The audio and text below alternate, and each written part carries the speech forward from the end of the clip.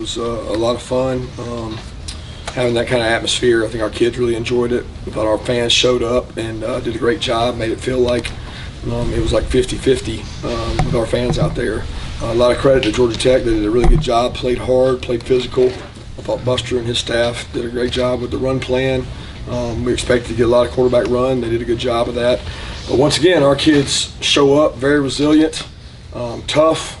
I mean, this game is not measured by stats and rushing yards and first downs. It's measured by heart, and you got to have a whole lot of heart to go out there and fight and play like our guys have done week after week after week. I mean, you see across the country in these rivalry games what happens, and I know better than anybody that it can go either way in these tight games. Very emotional, very different week in terms of Thanksgiving and everything going on. But I thought our offense played with a lot of consistency. We were able to run the ball really well and really physical up front. And the line of scrimmage won the game for us. What can you say just about Kendall Milton's performance? A career high night for him, 156 rushing yards, 2 TDs. It seems like he's kind of starting to peak right at the right time. Really physical, just getting his pads down, running through contact.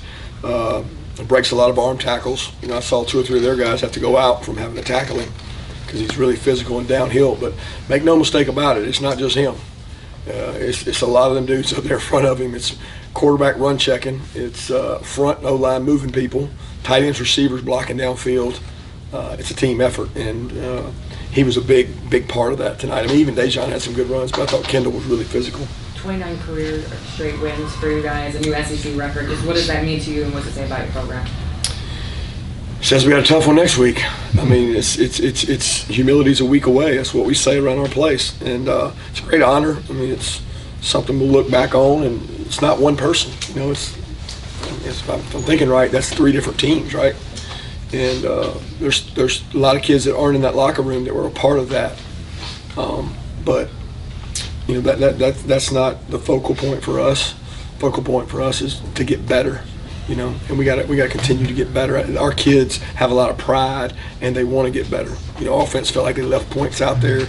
Defense feels like they didn't play the quarterback run game as well as they should. So the good thing about that locker room is a lot of guys know there's work to be done.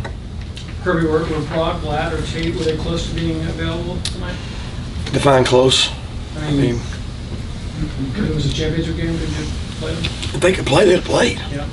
I mean, 100%. If they could have played, they'd played. I don't think you measured on that. It was a championship game. It was a state championship game. Yeah. And they wanted to play. All of them wanted to play. Look, guys, we're beat up. We got 2 freshman linebackers out there playing, I don't know, 50% of the snaps. Smiles out there fighting his tail off. He's hurt and beat up, and we got everybody does. We're not going to whine and cry about it. We got to get the next man up, and got to continue to make plays with the other guys. Was Brock just a soreness with that ankle going out of last week? Yeah, he was more sore this week than he's been. I mean, he was not able to do much during the week, and he tried to go. He wanted to go, but it just, I mean, he's sore. He's got to be honest with us and tell us. How about Dylan for y'all tonight? I mean, how well has Dylan developed for y'all, and how important has he been these last 2 games? Really important. I mean, he's a good football player. He's a jack of all trades. He's great kid, hard worker, makes plays with the ball.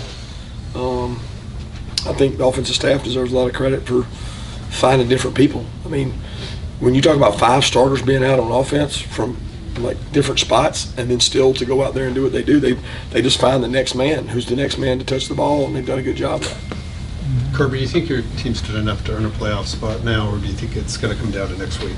I really wouldn't even want to answer that, Jeff. I mean, I'm so worried about what we're doing and getting better that I'm gonna leave that for you guys. You know, like what I'm not worried about lobbying for anything. I'm worried about playing for an SEC championship, which is really hard to get. And there's one of the greatest venues in all sports is the SEC championship. I've been very fortunate to coach in it a lot of times. From DC position and head coach position, and it's probably the best atmosphere that I've ever been around. So we'll be concerned ourselves with that. Coach, you said that defense didn't play exactly where they wanted to, but overall, since the beginning of the season to now, how would you rate your defense overall performance? It's hard to rate it. Game by game, probably easier. I'm really proud of the connection they have and how hard they work.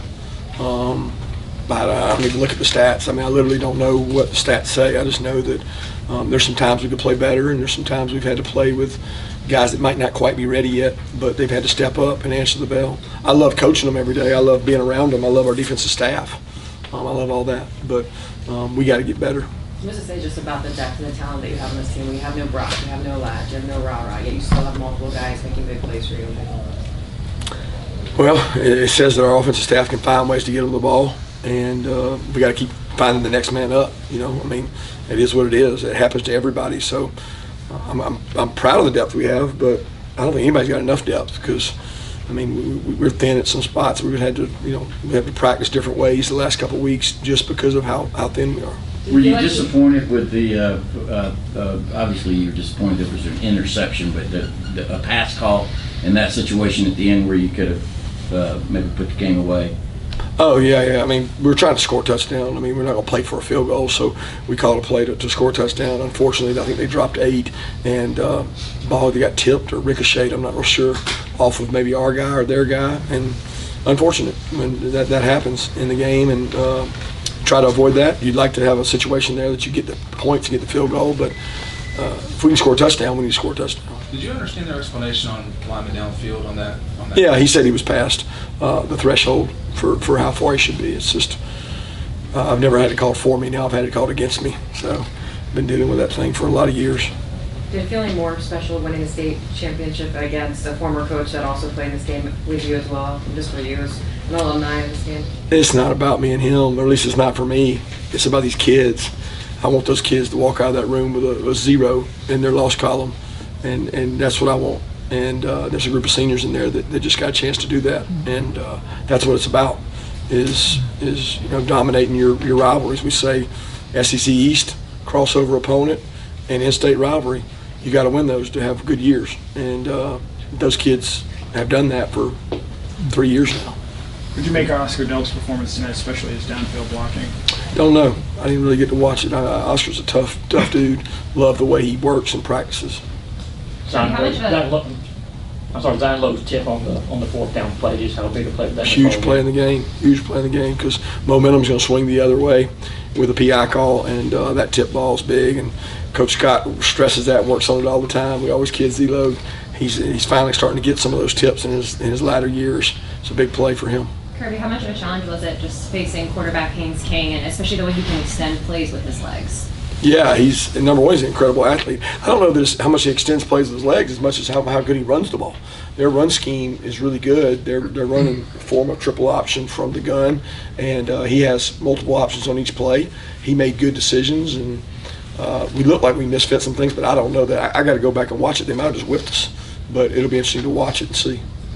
To follow up on that a little bit, Javon said something like we can't get to where we want to go, like by giving up 200 rushing yards a game. Just where would you say the run defense is at this point of the season? With what y'all Depends on what kind of run it is. Like we go back to our conversations we've had before. There's different kinds of runs. There's quarterback runs and gap runs, which are really hard to defend if you have a good quarterback and you can run the ball with it. I've seen it all over the country. So we're pretty good at stopping a lot of runs. We've struggled with stopping some of those runs, and we got to do a better job. Coach, what goes into you've been here before the last few years, win the last game of the season? What does this week look like before you get ready for the SEC championship? Like it does every week. We're going to start tomorrow and prepare, and you don't change what you do because of who you play. I mean, we have a really good routine we feel comfortable with, and it'll be a game week. Did you get to see how the Alabama-Auburn game ended, or did you hear about it anecdotally?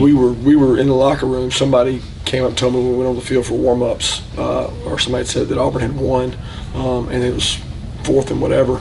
And I didn't think about it again until we were coming in, and somebody said they converted that and ended up winning it. So I never saw it, just heard about it.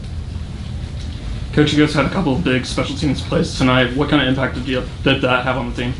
It was a huge field position. I mean, I think the special teams outside of our rushing offense and our offensive line, that was the biggest win in the game, that third element. I mean, to be able to go out there and dominate the kickoff returns. And you know, nobody gives a kid credit, but Zirkle didn't give them a chance to return one. So, I mean, as much as we got to return it, they didn't. And that was, I mean, it's probably the difference in the game, that and recovering the onside kick. Coach, I'm sure you haven't had a chance to study him yet, but how similar are the threat that Jalen Milroe might provide with his legs as what you just saw in Haynes King?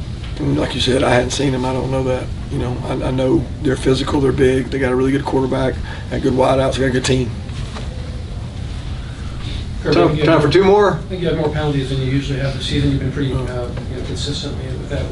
Your thoughts were a couple of them uncharacteristic in terms of? I don't know. You know, I don't judge. I don't ever talk about officiating, but I mean, it's one of those that we go to a different conference. They have different standards. I mean, we evaluate every crew that we get. Their crew had more penalties than any SEC crew going into the game. So we just thought it was going to be a more penalized game. They are, I guess they call it closer. You know, they had more holdings, more personal fouls. They just have more fouls in their games than we average in the SEC. So it just so happened that a lot of them seemed like they went against us in opportune times, but. I don't question the officiating. I think those guys do a great job. Marvin Jones and Christian Miller both get sacks tonight. How big is that for them, especially as young players, as they continue to develop? Yeah, they work hard, man. Those guys work hard, and they get their snaps. They go out there and compete each day. Marvin's getting better and better with every game, and Christian's getting better. He's been going down the scout team and growing as a player as well. Thank you.